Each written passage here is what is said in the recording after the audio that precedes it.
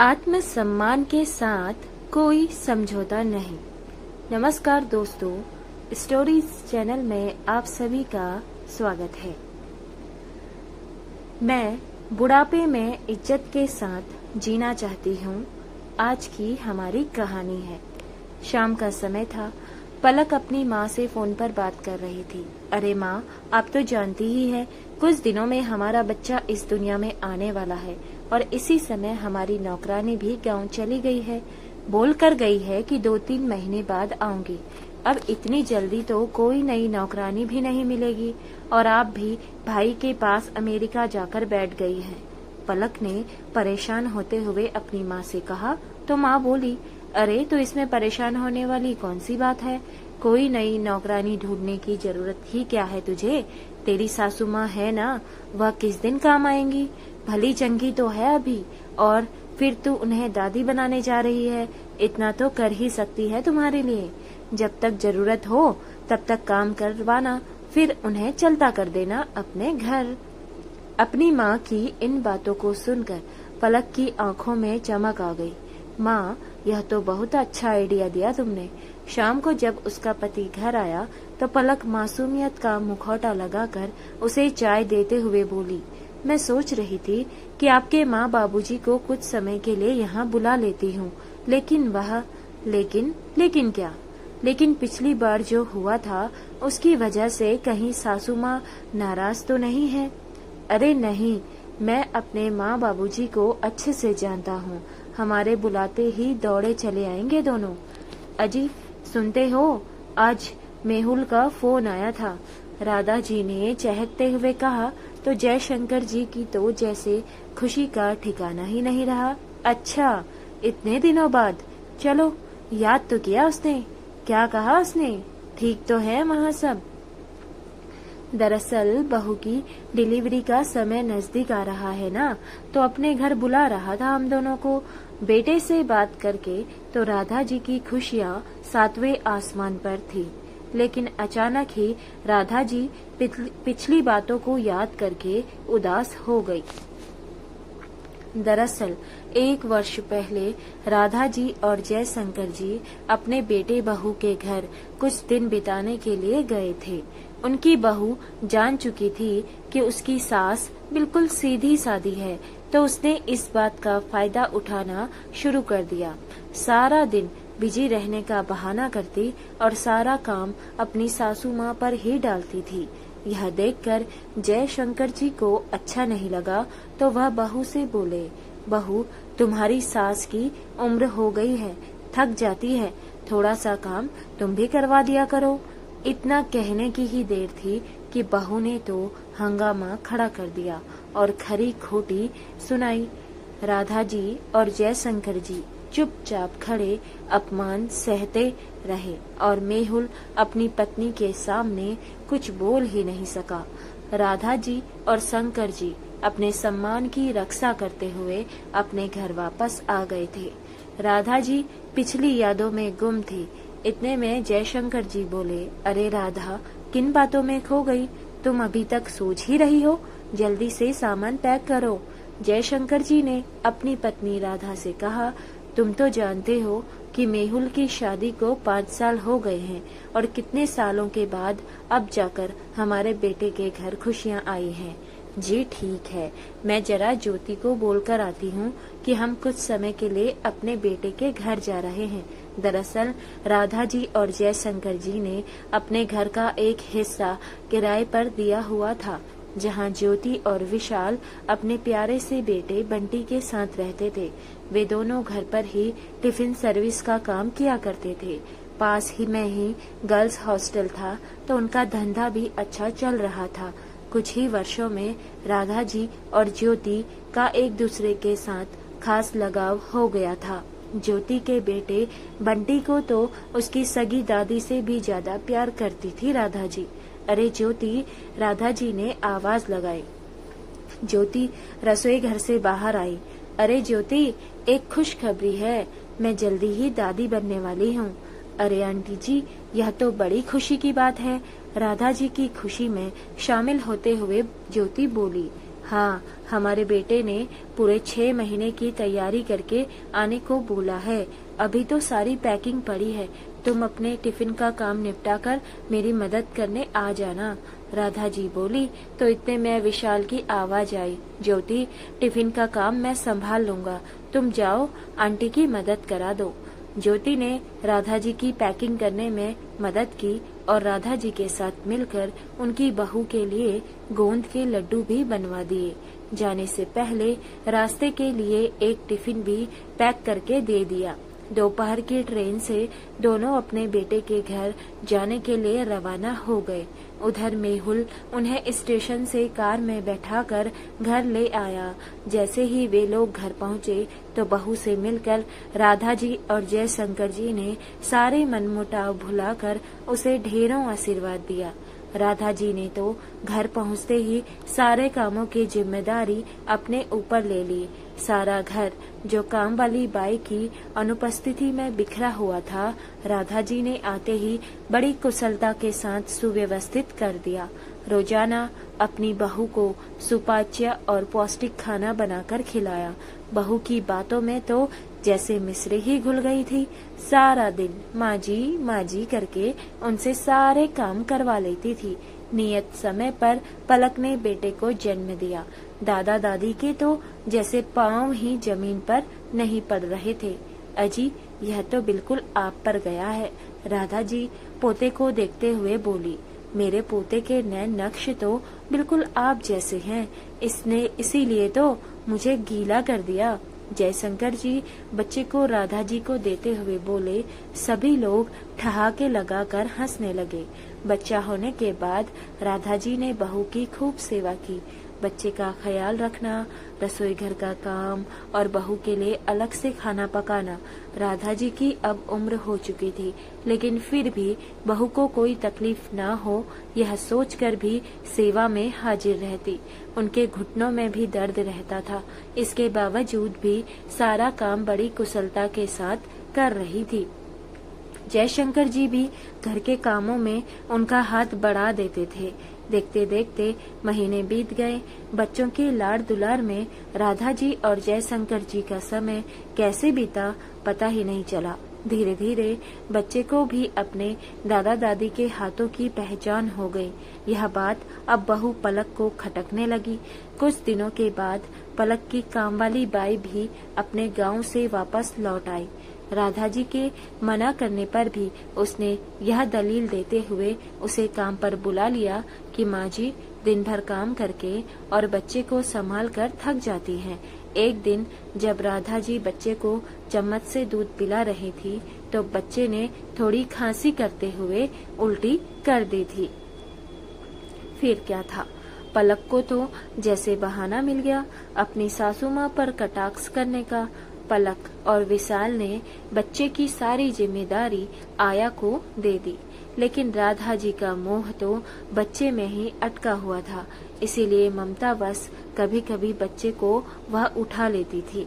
एक दिन जब दोनों बेटा बहू बाहर गए हुए थे तो बच्चे को आया को देकर गए। बच्चा लगातार रोए ही जा रहा था। आया उसे चुप कराने की कोशिश करती, लेकिन बच्चे का रोना बंद नहीं हो रहा था। राधा जी से बच्चे का रोना देखा न गया और आया के हाथ से बच्चे को ले लिया और उसकी नाभि पर हींग लगाने लगी। बच्चा चुप हो गया और दादी का स्पर्श पाकर मुस्कुरा दिया। कुछ देर में जब बेटा बहू वापस आए तो आया ने ही उनके कान भर दिए। मैडम, जब मेरी जरूरत ही नहीं थी तो मुझे काम पर रखा ही क्यों? आपके सास ससुर तो बच्चे को छूने भी नहीं देते। मुझसे बच्चा झट से छीन लिया। अब मैं आपके घर काम नहीं करूंगी। दोनों पति पत्नी अब राधा जी पर बरस पड़े और आया को मनाने लगे।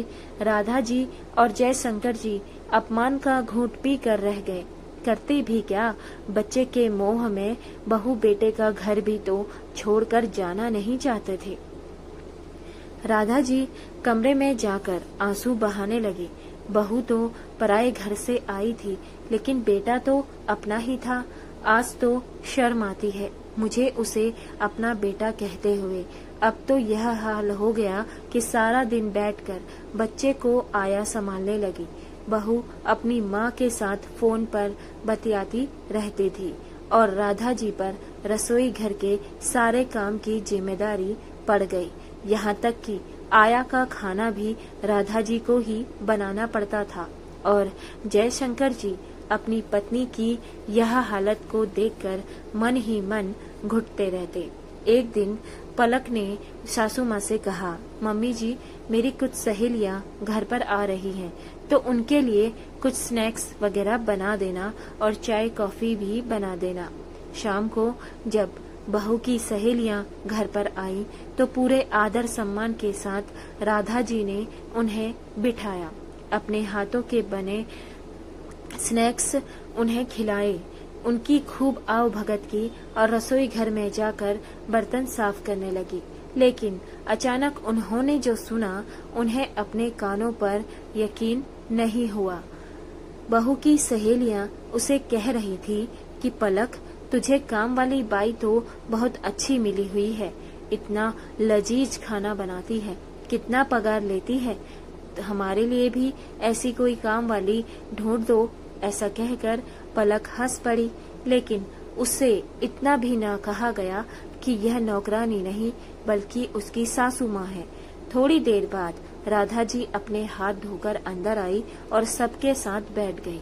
बहू की सहेलियाँ कुछ सकपका गई तो राधा जी ही बोल पड़ी, आप लोगों की जानकारी के लिए बता दूं कि मैं कोई नौकरानी नहीं हूँ, बल्कि आपकी सहेली की सास हूँ। आपकी सहेली ने आपको नहीं बताया तो सोचा मैं ही बता दूं। सारी सहेलियां चौंक गई और हैरानी से पलक की तरफ देखने लगी। राधा जी बोली, बहू, माना कि घर में नौकरानी रखना तुम्हारे लिए इस स्टेटस सिंबल है, लेकिन अपनी ही सास को नौकरानी करान दे देना कहाँ का स्टेटस है। बहू उस समय तो चुप रही, लेकिन अपनी सहेलियों के जाने के बाद उसने हंगामा खड़ा कर दिया। माँ पिताजी के लिए हैरानी की बात तो यह थी कि उनका अपना बेटा भी उनका पक्ष नहीं समझ पाया। माँ, इतनी छोटी सी बात पर बतंगड़ बनाने की क्या जरूरत थी आपको? उसने बोला तो जयशंकर जी, जो आज तक अपने बच्चों के मोहवश अपना मुंह बंद किए बैठे थे, आज अपना धीरज खो बैठे। छोटी सी बात, तुम्हारी माँ को यहाँ नौकरानी की संज्ञा दे दी गई और तुम्हें यह छोटी सी बात लगती है। माफ करना बेटा, आज तक हम सब कुछ चुपचाप सहन कर रहे थे, पर अब पानी सर से ऊपर उठ चुका है। अब यदि हम दोनों एक पल के लिए भी रुके तो यह मेरी पत्नी का अपमान होगा। ये कहते हुए जयशंकर जी अपनी पत्नी के साथ सामान पैक करवाने लगे। यह सोचकर कि कहीं बच्चे का मोह उन्हें रोक न ले, उसे दूर से ही देखकर निकल गए। जिस बहू की उन्होंने इतने महीने सेवा की, उसी बहू ने बेइज्जती का इनाम देकर उन्हें घर से रवाना कर दिया और उनके अपने बेटे ने उन्हें रोका तक नहीं। जयशंकर जी और राधा जी पहली ट्रेन पकड़कर घर वापस लौट आए। रह कर एक ही प्रश्न दोनों को परेशान कर रहा था कि उम्र के इस पड़ाव में जब बच्चों की सबसे ज्यादा आवश्यकता होती है, वह कैसे गुजारा करेंगे। महीने के किराए के अतिरिक्त और कोई कमाने का भी साधन तो नहीं था उनके पास, और सारी जमा पूंजी उन्होंने अपने बेटे की पढ़ाई पर और उसे सेटल करने में ही खर्च कर दी थी। जयशंकर जी को तो दिल ही दिल में यह बातें कचोट रही थी। घर पहुंचते ही जैसे घंटी बजी, ज्योति और विशाल के बाहर आने से पहले बंटी बाहर आ गया। अरे दादा दादी आ गए, आप कहाँ थे? हमें छोड़कर कहाँ चले गए थे? ज्योति ने दरवाजा खोला तो उन दोनों ने बंटी को अपने आलिंगन में ले लिया। उधर ज्योति के चेहरे पर उन्हें देखकर खुशी और हैरानी के मिश्रित भाव थे। वह समझ नहीं पा रही थी कि अंकल आंटी तो 6 महीने का कहकर गए थे, फिर इतनी जल्दी वापस कैसे आ गए, वह भी सारा सामान लेकर। लेकिन जल्दी उनके चेहरे के भाव देखकर वे दोनों सारा मामला समझ गए। आंटी, आप लोग फ्रेश हो जाइए, आपके लिए चाय नाश्ता बनाकर ले आती हूँ। ज्योति ने कहा तो राधा जी की आंखें नम हो गई और जैसे ही अपने कमरे का दरवाजा खुला तो राधा जी को अपना आशियाना पाकर संतोष हुआ। लेकिन जयशंकर जी के दिमाग में रह रह कर वही बातें गूंज रही थी। जैसे ही अपने कमरे में कदम रखने लगे तो उन्हें अचानक दिल में दर्द शुरू हुआ। इससे पहले राधा जी उन्हें कुछ संभाल पाती, वे निढाल होकर गिर चुके थे। राधा जी की आवाज सुनकर ज्योति और विशाल आ गए, लेकिन जब तक जयशंकर जी निष्प्राण हो चुके थे। राधा जी पर तो जैसे दुखों का पहाड़ ही टूट पड़ा। ज्योति और विशाल ने उन्हें जैसे तैसे संभाल कर बेटे बहू को खबर दी तो दोनों अंतिम संस्कार की लोकाचारी निभाकर चले गए। अपनी माँ का हालचाल तक जानने की जहमत नहीं उठाई दोनों ने, लेकिन किराएदारों ने उन्हें हर कदम पर सहारा दिया।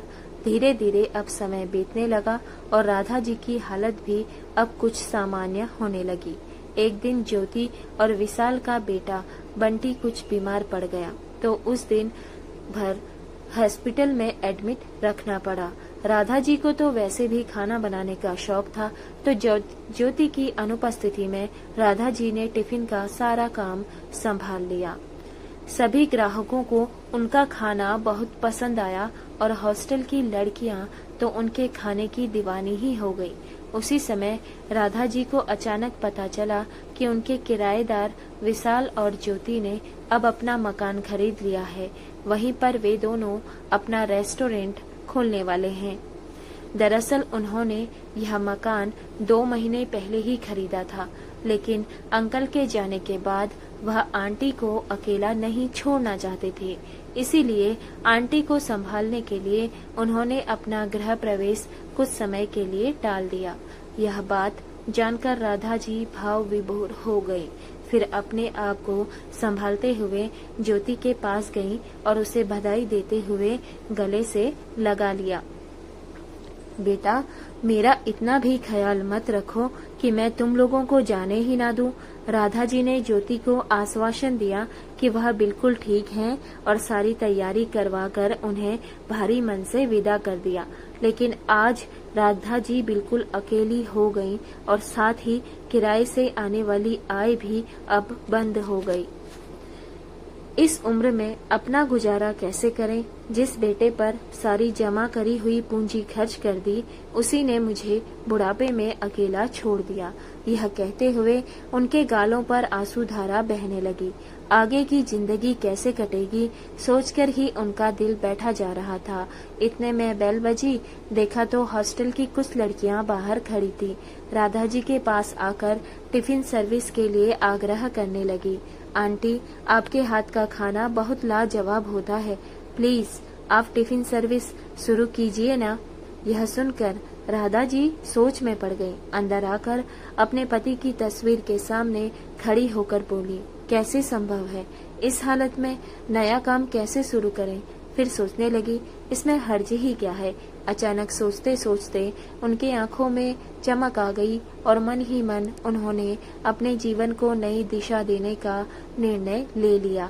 ज्योति और विशाल का घर कुछ ही दूरी पर था। ज्योति को फोन करके उन्होंने अपने घर पर मिलने के लिए बुलाया और टिफिन सर्विस शुरू करने में उसकी मदद मांगी। 2 ही दिन में ज्योति की मदद से राधा जी ने अपना काम शुरू कर लिया और अपनी मदद करने के लिए 2 लड़कियां भी रख ली, जो सारा दिन भागदौड़ का काम संभालती थी। कुछ ही दिनों में उन्हें अच्छी कमाई होने लगी। कुछ हॉस्टल की लड़कियों को राधा जी से इतना लगाव हो गया कि वह उनके घर किराए पर भी रहने लगी। अब राधा जी का अकेलापन बिल्कुल दूर हो गया था। एक दिन कुछ लड़कियों ने राधा जी के खाने की तारीफ करते हुए उनकी वीडियो को सोशल मीडिया पर डाल दिया। देखते ही देखते वीडियो तो जैसे आग की तरह फैल गई और राधा जी के बने खाने की चर्चा अब दूर दूर तक होने लगी। अब तो उनका काम और भी ज्यादा बढ़ गया। उधर उनकी बहू ने जब वीडियो देखी तो उसकी हालत ऐसी हो गई जैसे काटो तो खून नहीं। तुरंत अपने पति मेहुल को दिखाते हुए बोली, देखो तुम्हारी माँ के खाने की चर्चा पूरे देश में हो रही है, कितना कमाती होगी। बाप रे बाप, तुम्हारी नौकरी तो हमारे घर का गुजारा ही बड़ी मुश्किल से चलता है। अपनी माँ से ही कुछ मदद मांग लो, उनका काम इतना अच्छा चल रहा है तो क्यों ना हम उन्हीं के पास जाकर रहें। और वैसे भी तुम्हारे पिताजी अब नहीं रहे तो माँ को भी तो अकेलापन लगता होगा। यह सब देखकर मेहुल का हैरानी का तो ठिकाना ही नहीं रहा। पत्नी का कहा मानकर मेहुल ने अपनी माँ के पास जाने की योजना बनाई। अगले ही दिन दोनों अपने बेटे के साथ राधा जी के घर पहुंच गए। वहां का दृश्य देखकर बहू की आंखें फटी की फटी रह गईं। वहां तो जैसे मेला सा लगा हुआ था, सारी तरफ चहल पहल थी। मीडिया वाले माँ जी का इंटरव्यू ले रहे थे। ये देखकर दोनों पति पत्नी थोड़ी देर के लिए अलग से खड़े हो गए। अपने आप को आज वो अपने ही घर में उपेक्षित सा महसूस कर रहे थे। राधा जी ने तो उन्हें पहले ही देख लिया था, लेकिन फिर भी उनको नजरअंदाज करके अपने काम में लगे रहे। भीड़ थोड़ी कम होने पर बहू बेटा दोनों राधा जी के पास आकर उनके चरणों में गिर पड़े। राधा जी ने चेहरे पर कोई भाव न दिखाते हुए उन्हें आशीर्वाद दिया। अपने पोते को इतने दिनों के बाद देखकर प्यार किया और फिर अपने काम में लग गई। इतने में मेहुल ने पीछे से आवाज लगाई, माँ हमें माफ कर दो, हमसे बहुत बड़ी भूल हो गई है। आज से हम आपके पास ही रहना चाहते हैं। राधा जी ने उन्हें तिरछी निगाहों से देखते हुए कहा, अच्छा, लेकिन मैं तुम्हारे साथ नहीं रहना चाहती हूँ। मैं इज्जत के साथ अपने घर में रहना चाहती हूँ, किसी के घर की काम वाली बाई बनकर नहीं। अब यह सब लोग मेरा ही परिवार है, लेकिन मैं इस घर पर हमारा भी कुछ तो हक है ना। बहू पलक ने कहा, हक तो तुम लोगों का उसी दिन खत्म हो गया था जिस दिन मैं और तुम्हारे बाबूजी तुम्हारे घर से बेइज्जत होकर निकले थे। दूर से आए हो, भूख लगी होगी, कुछ खाकर जाना, रास्ते के लिए भी तुम्हारे लिए टिफिन पैक करवा देती हूँ। कहते हुए राधा जी अपने काम में ही मग्न हो गई। आज उनके चेहरे पर संतुष्टि के भाव और गर्व भरी मुस्कान थी, और दूसरे ओर बेटा और बहू दोनों को अपनी गलती का एहसास था और पछतावा उनके चेहरे पर साफ नजर आ रहा था। लेकिन अब बहुत देर हो चुकी थी। तो आपको कहानी कैसी लगी आप कमेंट सेक्शन में जरूर से बताइएगा। मिलते हैं अगली कहानी में, तब तक के लिए धन्यवाद। आप लोगों से निवेदन है कि अपने माता पिता का हमेशा साथ